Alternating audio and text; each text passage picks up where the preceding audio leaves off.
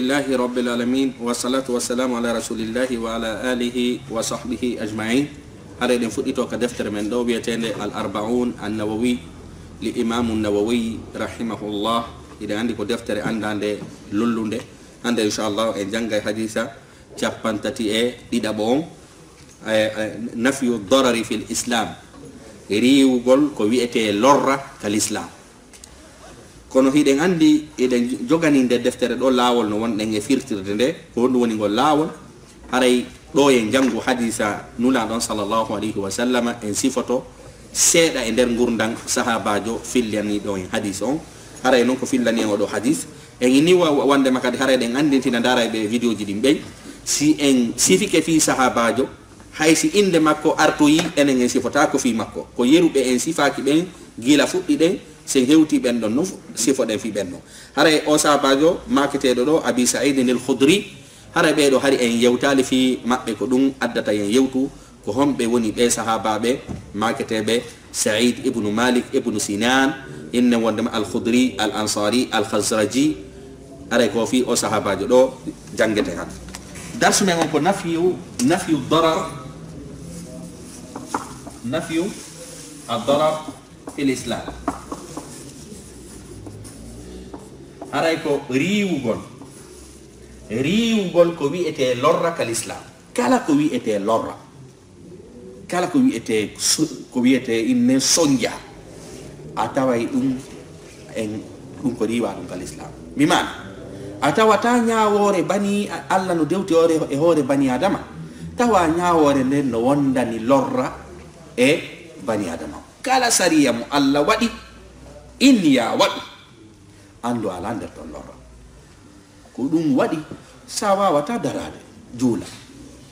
tawi ma sa darike a sonjoto sabu musugol koyɗe sabu nawnare sabu ɗuma sariya ini jooɗo sa wawata jooɗagol waalo jeka mi andi sariya men on no riiwi ko wi'ete lorra en ala ñawore kal islam tawayde hara no wodani himɓe ɓen no wodani julɓe ɓen to lorra fi waɗugol nde hunde ɗum ala kal islam. ɓay non woni sariya on riiwi ko wi'ete kon inne lorra riiwi kadi yo julɓe ɓe lorru ma yoɓe jaɓu lorrede. jaka mi andi l'islamu on o alda e ko wi'ete lorra ala sariya hay e goto noddowo e lorra ko non woniri kadi ɗen yamirata e lorru mi ala sen faami ko ɗum woni riiwugol lorra kal islam. ko wiyete lorra ɗum ko wiyete koko riiwa kal islam. allah o riiwi few fes sa ala muuɗi sariya ine zakatu waɗɗaki sa wawata yawgol hajjugol sartiji hajju fawakima sariya inni on waɗɗakima inni ya waɗu sadaka sa ala mbuɗi ko waɗira sadaka ma ala sadakaji haray ko honɗum sariya inni sadaka fawakima ɓi mana hay i fus en hi'ata ko sariya on dewti hoore men tata sa yurnitike a tawa hiɗen jogui ton lorra ɗum ala nder dina men kanko ari ko fi newinangol en piiji ɗin fi waɗugol en wuren e gurdam labaɗan futuɗam. kono noon jama on hande e l'islamu hande fewndi ɗon no woodi ñawlotoɓe itta sadaka, no woodi inne ñawlotoɓe denna yaha rondo ñamale dolle ñamale fiiɓe inna wata ɓe hersu ɗum noon ko onon faggitoyi waɗuɗo ɗum ɗon kañum faggiti. l'islamu kañum ko inni fi denna bo siɗa mari moyen ya dennu si bobo heeɓi balɗe jeɗɗi si wona ɗum ñande 14 si wona ɗum ñande moyen heeɓi wo si moyen kadi heɓaki haray fawakima ko ɗum ɗo woni on l'islam sabu ko wiyete ko lorra ko riwade. joni noon hiɗen faala jangude fi o sahabajo wonɗen e inne wondema sifade fi muɗum ɗo. sahabajo ko wiyete inne filliɗo hadis on ko innete ko saad innen ɗo saad ibn malik نعم سعد ابن مالك ابن سنان الخزرجي الأنصاري نعم الأنصاري o sahabajo ɗo ko ɓe makete ko saad winden ɗo al khudri kono ko saad kanko tumo innete ben makko no inne malik ibnu sinan ono sahabajo si ɗon anditi e jangino kasira ino jeeya e mayno ben ka gere Uhud gere den Uhud o sa babe o sahabajo do wiete do Malik ibn Sinan ka der gere do mo lutti fewndo ko wiete Badri yaha hari odo hebaka o sahabajo mon den jango do duma Sa'id inna wadama Sa'ad ibn Malik inna wadama o sahabajo filani den o hadith do Abi Sa'id al-Khudri kono babe makko Badri hari motawaka Uhud non mo jeyano hari ko o payku o faala no yahude kono nulaɗo jaɓali iɗen andi ñande janguno ɗen ɗo fi haare ɗen Uhud no woodi paykoye faalano koye yawde nulaɗo ngaari tawi duuɓi maɓɓe no fanɗi nulaɗo hiltiɓe no jeyanono e hiltano ɓen o sahabajo mon ɗen e jangude fi muɗum ɗo o tawano kal ko wiyete Uhud saabu hiltede Badri hari innanga wondema hari ko paykum tusukum Uhud noon hari mo janɗi seeɗa kono nulaɗo hiltimo ben makko ko ɗon luttuno Malik ibn Sinan al-Khazraji ko jeyaɗo ko wiyete Khazraj en inni leƴƴi wonnoɗi a Madina ɗi hari ko leƴƴi ɗiɗi janduɗi al-Aws wal Khazraj mo jeeya ko wiyete al-Khazraj al-Ansari ko jeyaɗo Madina jakame andi o sahabajo ɗo kadi ko yimɓe wonde makko Madina sare makko al-Khudri gorol makko ngol no andira al-Khudri kono noon ko honno andira ko Sa'id al-Khudri kono inde makko nden tigui ko Sa'ad ibn Malik ibn Sinan inde won al-Khazraji al-Ansari al-Khudri manasen fa ko honno non mo jamma honno woni jammore makko den ko Abu Sa'id sabu inni arabu be daiman on tigare no mari inde mun den no mari kuniya mun mi mana no mari jammore mun den tokora baba e ko nandi mudu si wadi noppi jaka nandi ko Abu Sa'id woni kuniya makko woni jammore makko den kono o sahabajo ɗo ko inne wondema ko jammore makko nden ɓuri lollude e di inde makko nde ko ɗum waɗi ka defte ko ɗum ɓeynata Abu Sa'id al-Khudri kono inde makko nden tigui konu ko Sa'ad o innete kono hiɗe mari sahabaɓe goo tawayɓe hara ko jammore maɓɓe nden lolli ɓuri inde maɓɓe ɗen woɓɓe ko inde hoɗo maɓɓe ngon lolli ɓuri inde maɓɓe nden woɓɓe ko inde mum nden lolli ɓuri inde ko wiyete ɗuma jammore maɓɓe nde woɓɓe ko yettore maɓɓe nde lolli ɓuri inde maɓɓe nde wa hakala ide mari ceernoɓe wono inne Ibnu Salah imo waɗi ngal damal ɗon ka deftere makko al muqaddima li Ibnu Salah mo windi ɗo sahabaɓe ɓe tawata ɓen inde mum on no lolli ɓuri yettoje maɓɓe ɗen ma yettoroje maɓɓe ɗen no lolli ɓuri inde maɓɓe ɗe wa hakala yakami andi oɗo ko Abu Sa'id al-Khudri ko nara inde makko Sa'ad ibnu Malik ibnu Sinan haray wonɗen e jangude ɗo fimu ko honde tuma noon oɗo sahabajo heɓa maɗum ɓe jibina inne wondema ko jibina hari ko addo duuɓi 10 e ferugol nulaɗo sallllahu alayhi wa sallam qabla al-hijra inne ɗo qabla al-hijra addo nulaɗo ferude duuɓi 10 jakami andi fewdu nulaɗo feri hari ko duuɓi jeni mo jogi duuɓi 10 fewdu nulaɗo feri iwi addo yo nulaɗo ferude afwan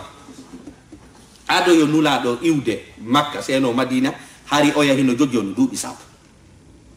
nana jaman se fam qabla al-hijra oɗo no sahabajo kañum kadi himo jeeya e sahabaɓe ɓe tawata ɗen duuɓi mum hari no fanɗi fewdo jamanu nulaɗo sallallahu alaihi wasallam ide mbaɗi sahabaɓe e tan nulaɗo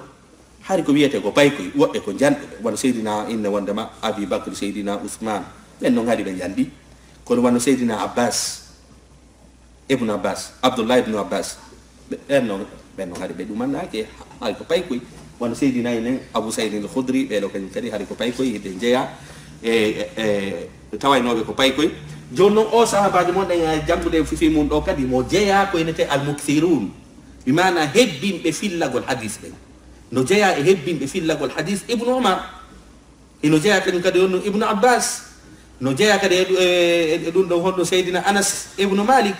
no jeeya kadi e al-mukthirun Seydina Abu Sa'id al-Khudri mo tawata hara ko Sa'ad ibnu Malik ibnu Sinan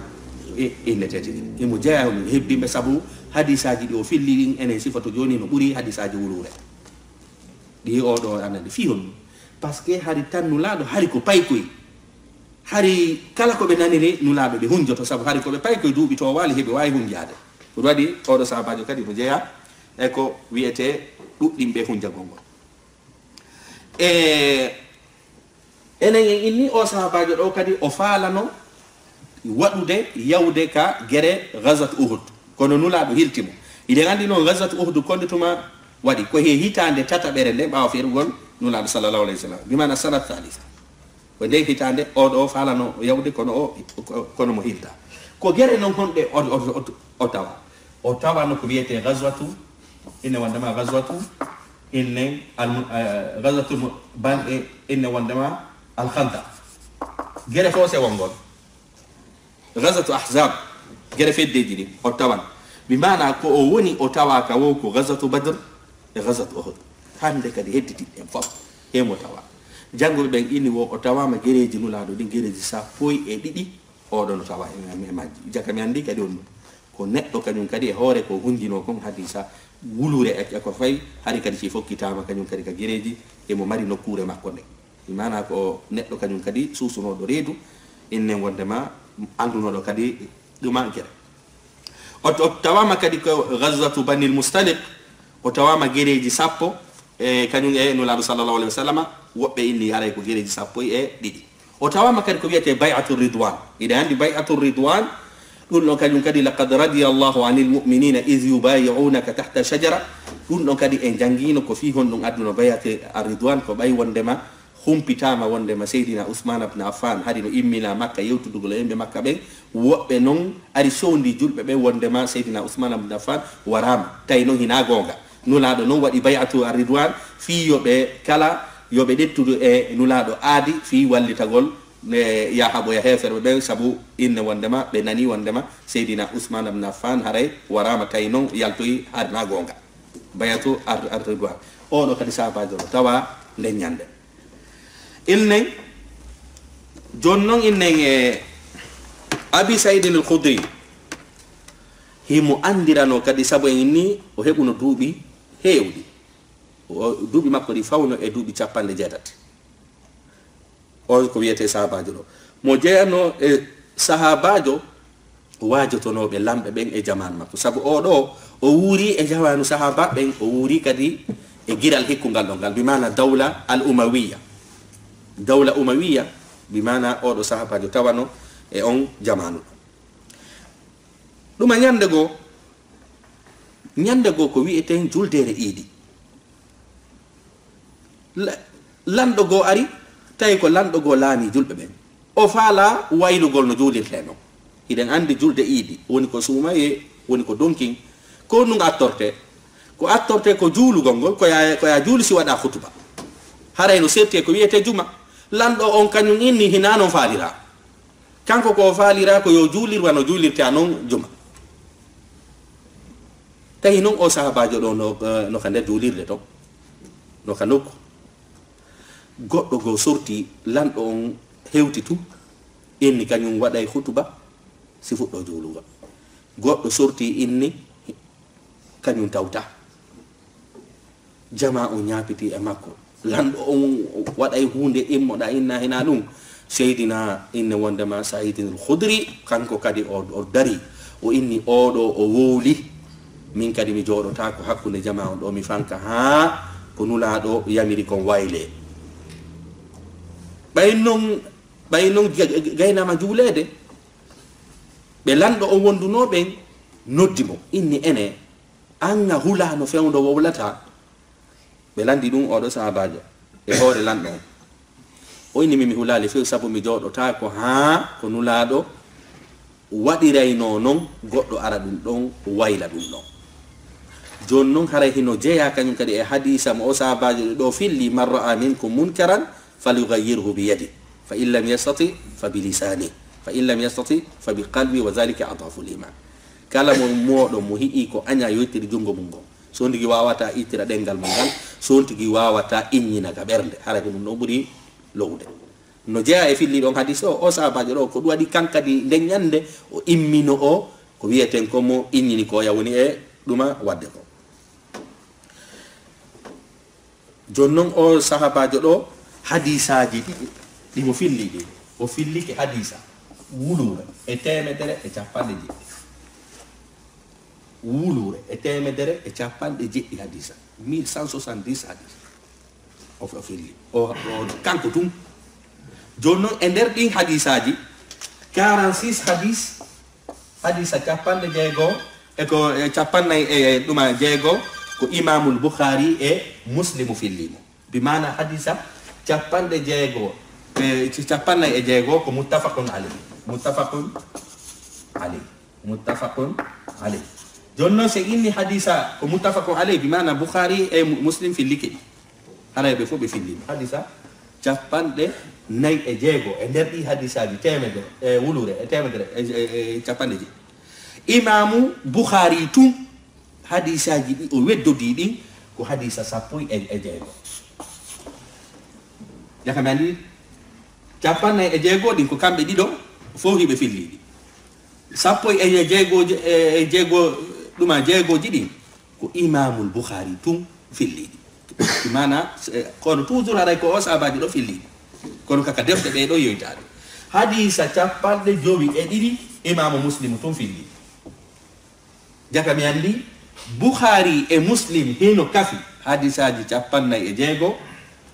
Bukhari tun no weddodi sappo e jeegoo imamu Muslim tun no weddodi capanɗe joyi e ɗiɗi hadis hedditi ɗiɗi noon hande kadi kaka kutubu sunan ɗi ɗumanna kono kalkilen ɗo paykum tawata o wuuri daali e nulaɗo ko juuti o wawa hunjagol makuji nulaɗo ɗi wulure e temedere ay capanɗe jeɗɗi hadis ɗum ɗon enen ko nde aɗa deftere ɗo arbauna hadisaji capanɗe waɗɗa janngude ɗo kanko noon mo hunji wulure e temedere e capanɗe jeɗɗi e hari himo andira kadi himo jeyano on e ko wiyete mufti bi mana mo jeyano e jaabotoɗo lande e saare Madina nde jamanu makko hari himo accana hinnen on ɗo bange o sahabajo wiyeteɗo Sayyid al-Khudri mo jeyano on e ko wiyete faqih bi mana ko o muhaddis sabu mo hunjiɗi hadisaji ɗa ko o muhaddis ko o hon ɗum kadi faqih sabu hari ko o mufti si feƴƴi ɗon kadi on ko o qa'id sabu mo tawano to kañum kadi guereji ɗi o ɗo sahabajo tum hari ko paygu kono himmo mari qualité ji tati qualité arano on mo andi fi hadisa qualité ɗiɗaɓon mo andi fi gandal figu qualité tataɓon mo andi kadi fi ko wiyete guere ɗiɗo fof hari qualité ji mo jogui koye hitande honde noon mo feƴƴini koye hitande capanɗe e ine wonno capanɗe jeɗɗi e nayyi hijri ɓawa firgol nulaɗo sallllahu alayhi wa sallam 74 hijri ko nde hitande ɗo mo feƴƴini honto noon mo surra o surra ko wiyete ko berɗe Madina wiyetede al-Baqi baqi iɗen andi berɗe ka takko julirde ɗon tigiri berɗe ɗe nde woni haray ko ɗon o sahabajo ɗo surra Sayyid al-Khudri ko ɗon o jeeya ko ɗon kañum kadi mo surra e woɓɓe goo noon harayno inni ko hitande capanɗe jeegoo e ko wiyete nayyi mo feƴƴini kono haray ko o dat mo winduɗen ɗo nde limore nde winduɗen ɗo ɓuura yaarede jannguɓe ɓe ini hari himo mari duuɓi capanɗe jeetati e jeegoo ka o kamo feƴƴini haray ko seeɗa suɓuɗen ɗo e inde o sahabajo ɗo kañum e tariha makko en yii ko sahabajo jogiiɗo ko wiyete qualité ji hunji hadisa no faami dina no darani ada dina haray kon fillani en o hadis ɗo baabe makko kañum kadi kaka nder guere lutti ndaare noon joni e hadisa mo o ɗuma sifani en o ɓeyni nafyu darar fi l'islam riwugol lorra kalislam عن أبي سعد بن مالك ابن سنان الخدري رضي الله عنه أن رسول الله صلى الله عليه وسلم قال وندما بلت نلادو ماكي لا ضرر لر أله ولا ضرار لرغل أله جونون فامو غوندي يوتريدو سابو لا دو لا نافية للجنس أودو ناتو نجيني خبر كونيتي لا نافية للجنس سيكي كو لا أرضو ريوي نوني هونde den فو نوني لراجي دي فو دونو ريوا كونو او لا دو مو هاتو نجيني كو يته خبر يعني خبر ما كون نكون كو محذوف سابو حري لا نافية للجنس si tawi woni habaru makko o no waawo faamade ka yewtere hay si habaru o windaki haray ko ɓuri moƴƴude ko a montu habaru ko ɗum waɗi ɗo haala montaka hino ɗo o ini la darara e inni oɗo ko num oɗo koye ɗuma ismu la imo hatojini habar يعني لا ضرر في الشريعة في الشريعة أو في شريعة أو وينداك يكون مفاهمني بمعنى لر على كدين يعني في الدين ما لازم فاهمي لا دائما كبه أو يبقى كويته خبر كون خبر وانكو مونتانا دو كسبوا رأي هي مفاهمني كيوتا لر على كدين سانداري نياوجي الله إنفوب أتواي لر على تو فيو أيتا نياوه وني كوكو وني حقو دما يالله كون كوين تكون في قول إن وندما عبادات وني كوكو وني حقو دما جماعون كون كوين تكون في قول المعاملات أهي أتا نياوه هاي فوسكو الله سبحانه وتعالى ديوتي هوري مدن تاوات هرايد مريد اللورا no wawi non wono sabu hidugol men aduna sabu hidugol men duma mbeleede men den holla en hunde den no jogi lorra kono sa yurdike ay ta jogalaki ma lorra alla ni ta yaru bere sabu bonna hakkile ma ta wadu zina sabu jillindiray ko wiete ko innen dammeji di lankitay ko wiete ko boni sa ala moyen hajju fawakima denna bo fawakima piji fu fawakima si tay woni kaka inne wondema si tawi woni innen kaka dewe sa wawata darade juulo joodo sa wawata joodade waalo sa wawata walade ajjo non fop ko fi tum wota tabitu hida lorra udadi sariya on no riwi ko wiete lorra ka innen wonde makadina men joni o yido mi firti la darara lorra ala kadina wala dirara lorrugol kadi ala kadina seke sariya don harmini lorra no halmini kadi mi lorra goddo jagamani ko peji didi riwado lorra kan no riwa kadina men nde tawde non hikariwa kadina men hikariwa kadi yomi lorra jonno woni mo mi woni e lorro on ko juldo mana juldo hara sellana lan few yomi lorro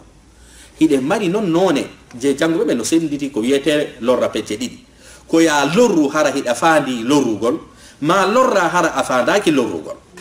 kon woni lorrugol hara afandaki lorro masala min hara ko mi baylojo wobbe no hodi takkor baylo en fo hiden andi baylo ko betafa ko beta panjande ko beduman silan tappude jandi don fi tafugol hunde himbe ben no songi ka yasi fi ko be woni en nano hito ko woni tappude don ko haray don wondo e tappude on ala bakka fi on sabu fandore makko na lorrugol fandore makko ko mecce makko fo kadi heno andi sifa kallorra don hara hiden hani mun nyondirgol jaka mi andi on dum haray ko wona e fande de lo la darara wala dirara wona yen famu ka yewtere ton hande kadi baylo do ka tappude jande mun din sabu wobbe sonjoto no ko faala den innude ko lorra tawo hara en fo hiden fotti dum do ko lorra kono si goddo no wadude mecce mun den goddo sonjorike e der mudum kono non do kadi enen en firta wonde siko ko luubi ko ya wadu lubbinana ko yete quartier on fo hara jama ko no dum anni luri jon non aray la darara wala dirar do ko mana arano o mi firti ide mari mana jinaydo cerno be no powdo dir e firtugol o hadisa mana arano la darara lorra ala kadina wala dirara lorrugol kadi ala kadina me anda se fam dum woni mana arano mana dida won la darara lorra ala wala dirara pellet lorra kadi ala don foko gotu darara e dirar don foko gotu jangube go inni darara e dirar foko gotu mi anda se fam be no ini ko gotu kambe be landano ko fi honno ngawa kalfe de didi kali arani be inna ko li tawkid ko fi tentingol jonnon enen en jangino ko ilmu sarf ziyadatu al mabna tadullu ala ziyadati al ma'na jangube go inni wano inna wandama ibnu salah e ko nande ben ko e duma ibnu abdul bar cernobe dumani be inni o hadis do ko fandi ko la darara lorrugol ala tawo hara lorru do no marina fore wala dirara lorrugol kadi ala tawo hara lorru don ala na fore malaje fami ra'yu innen wondema ibnu salah on kanyum e ra'yu ibnu abdul bar biman wonde da lorra goddo hara da mari nafoore fi lorrugol mongol bimana mi lorre kono e der ko mi lorru mako mi do mari nafoore he ndemi hendoto fi ko mi lorru mako ko do inete la dora sariyam inni dum don dagaaki wala dirara wonde kadi da lorra goddo hara habbitaaki nafoore iwra inde fi ko lorru dama ko don no buri bono se ki ya lorru goddo tata kadi hore ko lorru dama ko nafoore bus alayni ko non inete wala dirar cerno be ngini ko do mana buri selude ka hadis do bi mana la darara haray lorrugol ala tawowol lorrudo on no mari nafoore e nder ko o lorri ko wala dirara lorrugol kadi ala tawowo lorrudo on hara ala nafoore fi ko mo lorri ko nana sen fami on no mana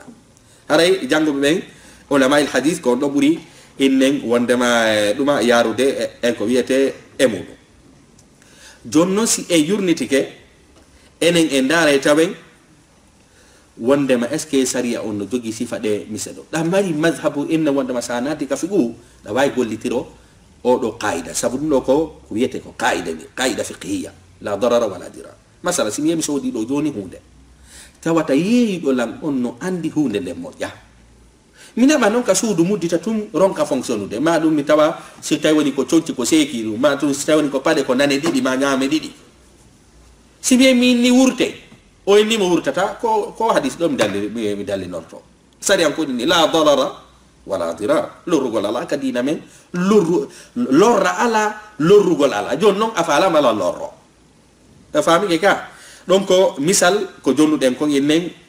sariya men on tigiri kal qur'ana tigiri alla tigiri no gollitiri o do qaida alla ko nun dali fa amsikuhunna bil ma'rufi aw sarrihuhunna bil ma'rufi jogite sonna be no modiri ma du seydiron be no modiri alla non wala tumsikuhunna diraran li ta'tadu da on jogito be fi lorugol be bawo do hari ado ko wiete ka fuddorde l'islam hari ko hondum himbe ben wadayno simi seedi kanyo simi seedi en sonnajo mi accay woni haka o faala gaynude edda makko do ngara nebata sonnajo on fuutolan mi aminna mi artiramo kadi o wonta ka suuda bimbi ne nyande kadi mi seedi de makko mi acca kadi ha o fuddo gaynu edda mum on tum mi arta sabu hari ka fuddorde l'islam hari cergal haffaka tati hari hida wayon seydude artira seeda arta no falira daw on tuma non bay sharia on yawi ha l'islam on dari tay sonna ben no sonjade l'islam on ari ni an o gorko hande kadi ko wawda artide ko laabi didi ka tata bu ngara on digi la ikama ha goddo jombito yam ya jama famiga jakami andi o innugol do illen wala tumsikuhunna dirara li ta'tadu wa famsikuhunna bil ma'ruf wa aw sarihunna bil ma'ruf no ko gollitirgol la darara wala dirar alla kanyum kadi ko inni en kondu ka suratu an-nisa min ba'di wasiyati yusi biha aw day ghayr mudar alla inni wonde ma wasiyeji din kadi naye lorru kon woni non lorru gol ka wasiye mecca ha hewta kami mayata hari ba o ko dum wobbe wadayno wasiya no da inna wonma biddo ma on hida faala yo biddo ma on aw kimo dum dai fiya mayu hara bibbe ma be ya lorroto bayanga okkitiri pijigo e biddo ma mo hiduda sariya ngari inni hande kadi kala rono la wasiyata li waris hande kadi kala rono haysi wondo e mayde on wasiya ni ke on tigi dettataake fi dum do fo ko fi on ko fi o qaida do la darara wala dirar sabu jabugol wasiye makko o lorrayro nay be ben si tay woni ko men jowo mawdo an no fe'in o ni nduda suudu mo kima hande kadi min e baba gotobe an enene gotobe men ko piji hedditi dimen sendoyta min hara be di gebal fere wa ko dwari asari am ini kala ronowo haysi wasiyanama hande kadi jabetaaki jonnon hila wawi wasiyanade kadi morona tala masala macca harala harami faala ka bibbe am ben ronambi mina simi mai dette feccere jawdi andi fop naado yon ka julirde sariyam kadi inni la ko tata bal dettete jawdi ko yo sendite pecce tati ko peccu goto marda ko wiete hakke pecce didi den hande kadi ko ronaybe be si wona hara ronaybe ben yeta jabi don harayno sel dum do foko fionu ko la darara wala dirar jakami andi ko qaida yajudo ni e wawata happude qaida sabu haray mo mari mise buyi dame fi duden fu imo mari ko wiete mise haray non ko ibnu majah kanyum e darul qutni kanyum e ko nande be do fili hadiso haray non hadiso hino mari riwayaji buyi kadi himo podon dira kadi sellugol e ronkugol e sellugol kol ko